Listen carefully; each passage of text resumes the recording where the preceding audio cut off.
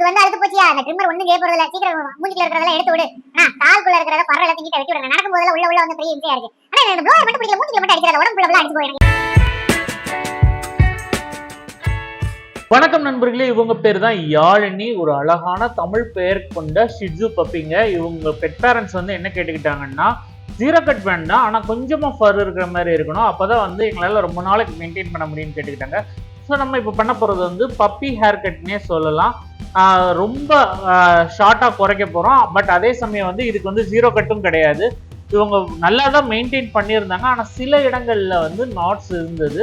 So அதெல்லாம் ஈஸியாக remove பண்ணக்கூடிய நாட்ஸ் தான், அது வந்து பிரச்சனையே கிடையாது. ஷிட்ஸு வச்சிருக்கவங்க பெட் பேரண்ட்ஸ் வந்து முக்கியமாக தெரிஞ்சுக்க வேண்டிய விஷயம் வந்து, நாட்ஸ் இருந்தது அப்படின்னா அதை உடனே ரிமூவ் பண்ண பாருங்க. ஏன்னா அது வந்து இருந்துக்கிட்டே இருந்ததுன்னா அடுத்தடுத்து நாட்ஸ் இழுத்துக்கிட்டே இருக்கும், பர்ற வந்து உள்ளக்கே நாட்ஸ் சேர்ந்துக்கிட்டே இருக்கும்.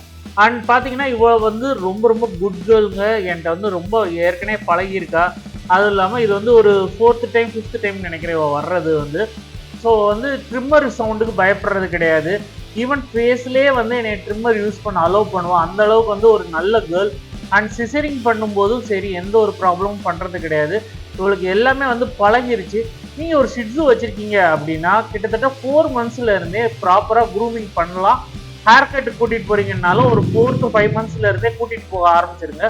அப்போ தான் வந்து அந்த ட்ரிம்மர்ஸு, சிசரிங்கு, கோம்பிங் இதில் இருந்து ஒரு பயம் வராது பப்பீஸ்க்கு. அவங்க வந்து க்ரூமர்ஸ் கூட ஒரு அட்டாச்மெண்ட் ஆகிற ஏஜும் அந்த டைம் தான். அப்போ தான் க்ரூமர்ஸ்க்கும் ஈஸியாக இருக்கும்.